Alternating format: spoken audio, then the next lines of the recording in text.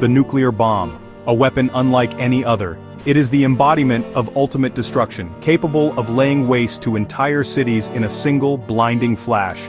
The very mention of nuclear weapons evokes a visceral fear, a chilling reminder of the immense power humanity now holds in its hands.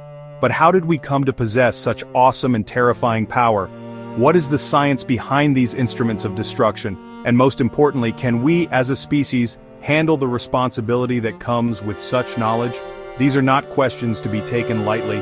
They demand our attention. They demand our understanding. For the future of our world may very well depend on our ability to grapple with the complex realities of the nuclear age. The story of the nuclear bomb is one of scientific brilliance, geopolitical ambition, and profound moral consequence. It is a story that takes us from the quiet laboratories of theoretical physicists to the bustling secret cities of the Manhattan Project, culminating in the blinding flashes over Hiroshima and Nagasaki that forever changed the course of human history. The seeds of nuclear war were sown in the realm of theoretical physics. Albert Einstein, with his groundbreaking theory of relativity, provided the key insight: mass and energy were not distinct entities, but could be converted into one another. E equals mc squared. This simple equation, elegant in its brevity, revealed the universe's potential for unimaginable power. In the 1930s, scientists like Enrico Fermi and Leo Szilard began to explore the possibilities of nuclear fission, the splitting of an atom's nucleus, releasing tremendous energy. Their work, though initially theoretical, took on a chilling urgency with the outbreak of World War II. The specter of Nazi Germany acquiring such a weapon spurred a frantic race to unlock the atom's secrets. Thus began the Manhattan Project, a top-secret U.S. government initiative that brought together some of the world's brightest minds, physicists, chemists, engineers, all working tirelessly towards a single terrifying goal: building an atomic bomb. Under the leadership of J. Robert Oppenheimer, the project culminated in the Trinity test, the world's first nuclear detonation, in the New Mexico desert on July 16, 1945. The desert sands melted into glass. The sky erupted in a blinding light. The nuclear age had begun.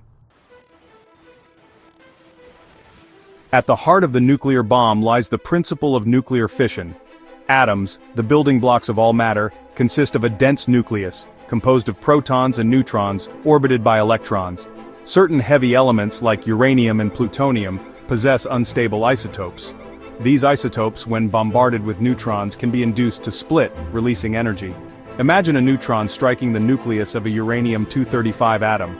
The nucleus, now unstable, splits apart, releasing energy and more neutrons. These newly released neutrons can then go on to strike other uranium-235 nuclei, triggering a chain reaction. This chain reaction, if uncontrolled, releases an immense amount of energy in a very short amount of time, an explosion of unparalleled force. Controlling this chain reaction is the key to harnessing nuclear energy, both for peaceful purposes like nuclear power plants, and for destructive purposes like nuclear weapons. Section 4. The heart of the matter: uranium, plutonium, and the quest for critical mass. The fuel for this atomic fire is a peculiar substance, fissile material. Uranium and plutonium are the most common fissile materials used in nuclear weapons. Uranium, found naturally in the Earth's crust, requires enrichment to increase the concentration of the fissile isotope uranium-235. Plutonium, on the other hand, is a synthetic element produced in nuclear reactors. These materials are dangerous not simply because they are radioactive, but because they can sustain a nuclear chain reaction. However, a chain reaction only occurs when enough fissile material is present in a specific configuration, a concept known as critical mass. Think of it like a pile of dry wood. A single log might burn, but it won't start a raging fire. You need a certain amount of wood stacked in a particular way to sustain a bonfire. Similarly, a critical mass of fissile material is required to initiate and sustain a nuclear explosion. Section 5. Engineering catastrophe: assembling the pieces of a nuclear bomb. Building a nuclear bomb is a complex engineering feat requiring meticulous precision and careful assembly of various components. At its core lies the fissile material uranium or plutonium, shaped and configured to achieve critical mass upon detonation. Surrounding the core are high explosives, carefully arranged to compress the fissile material and trigger the chain reaction. Neutron reflectors are often incorporated into the bomb's design to enhance the efficiency of the chain reaction. These reflectors, made of materials like beryllium, reflect neutrons back into the core, increasing the likelihood of fission events.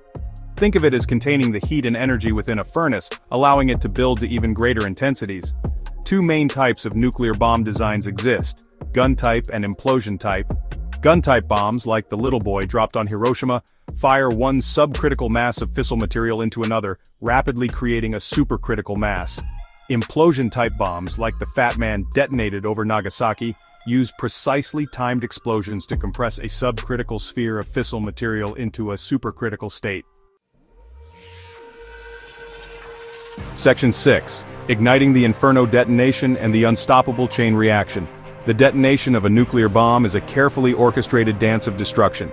Conventional explosives initiate the process, either firing subcritical masses together or compressing a subcritical sphere.